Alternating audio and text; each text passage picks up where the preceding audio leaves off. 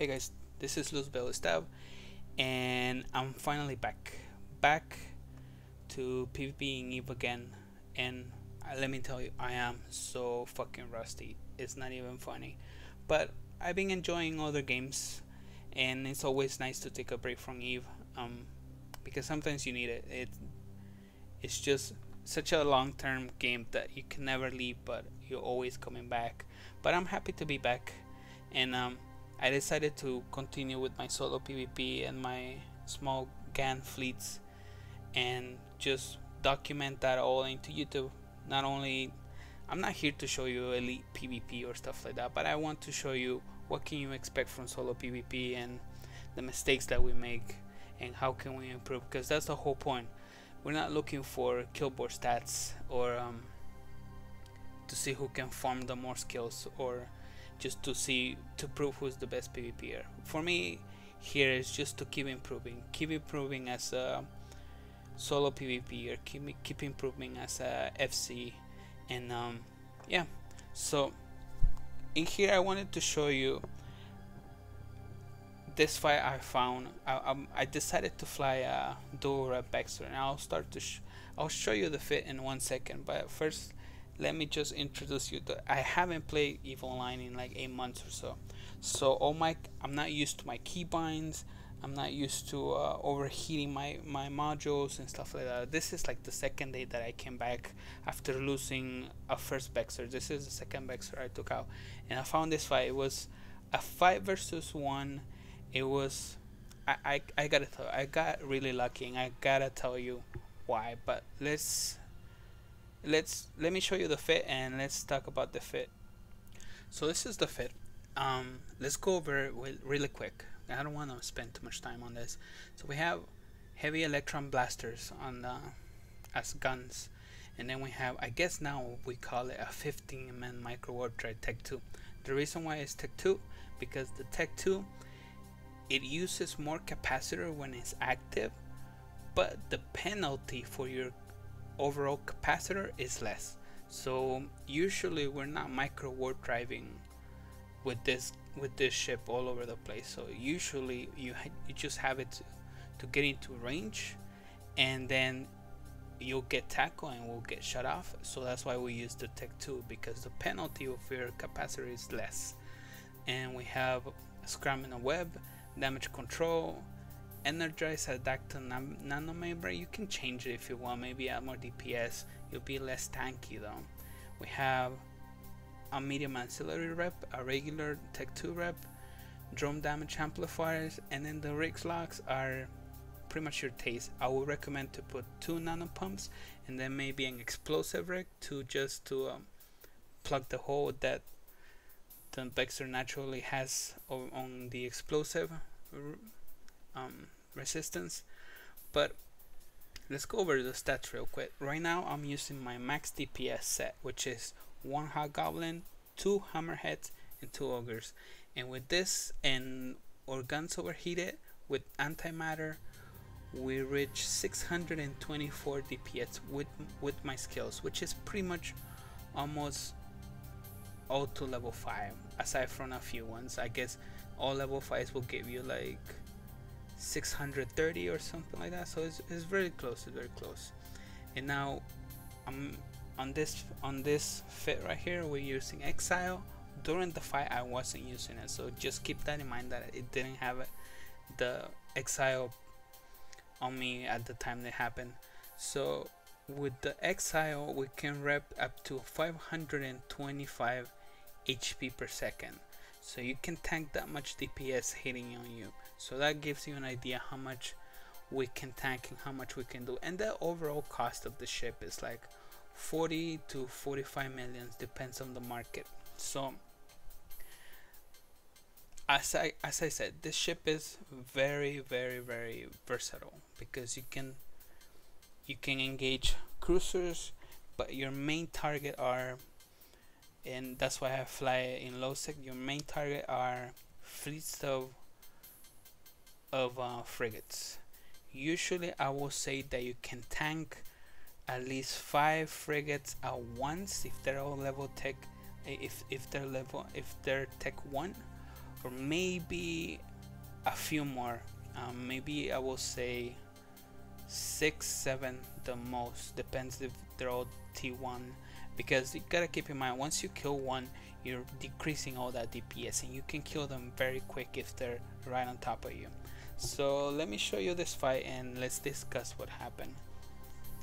So here's the fight, and at first I see this a harpy and an executioner, and that's why I waited a little bit to see if they were jumping or just waiting for something, because they looked a little suspicious. Usually if you see two ships like that, they're either scouting or just waiting into something. So I started thinking if I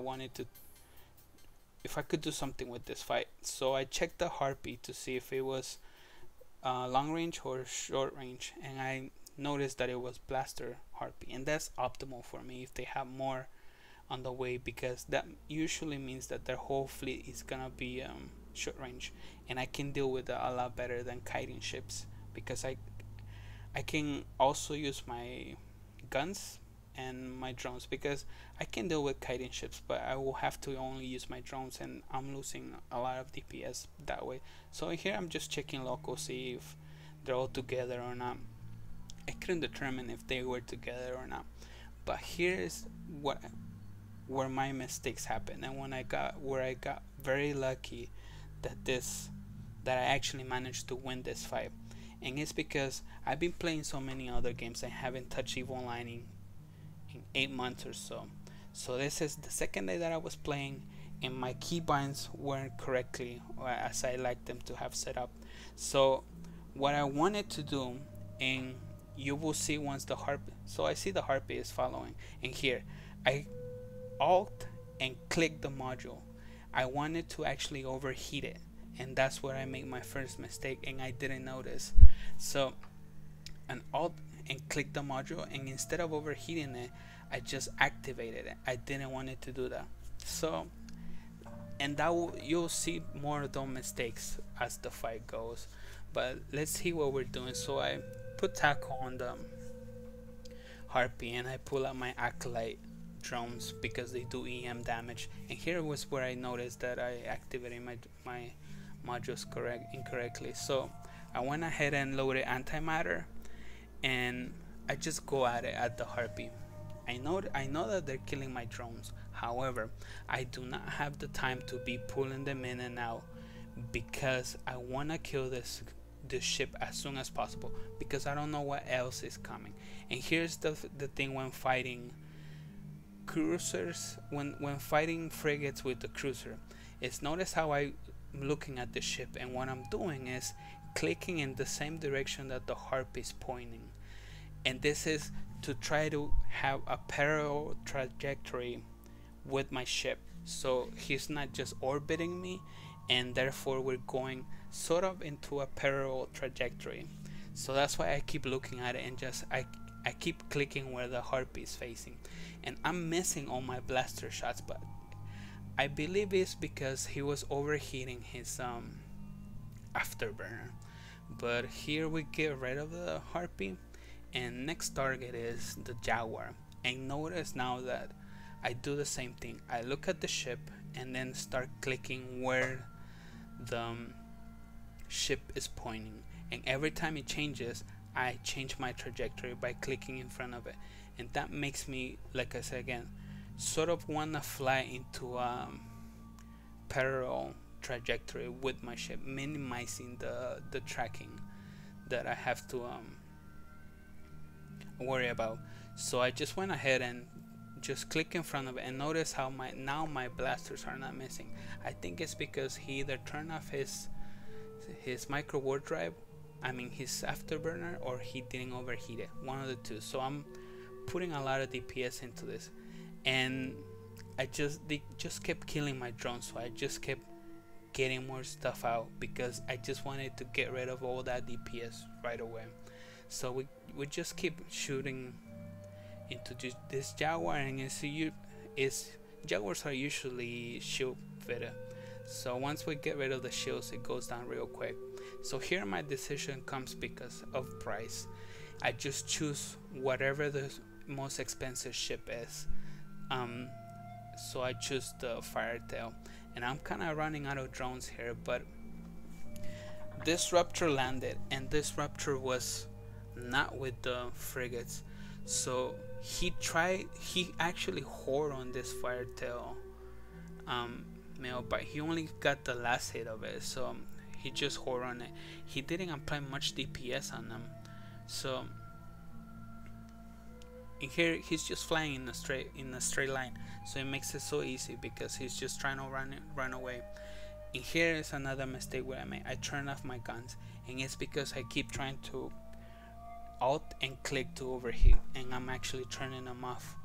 So the Firetail goes down and the Raptor is next, and here's where all the mistakes start happening.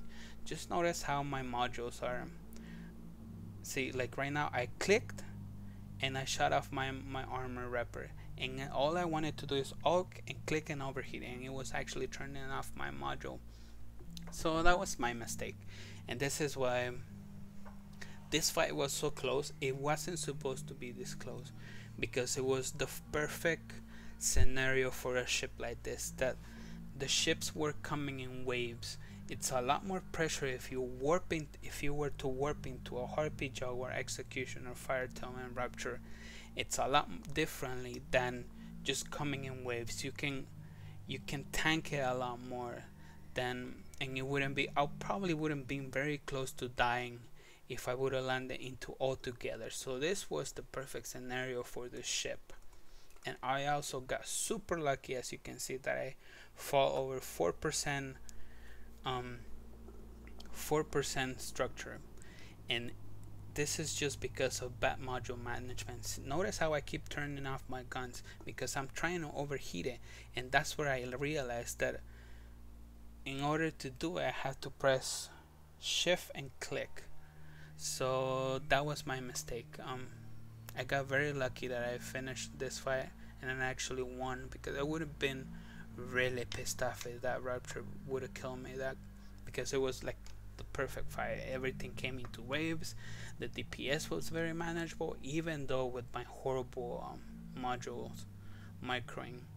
But from here now it's just trying to get that Raptor down. He's neuting me, but the newts doesn't do a lot of damage. It doesn't do a lot to me because I have a cap booster, and here it's just easy.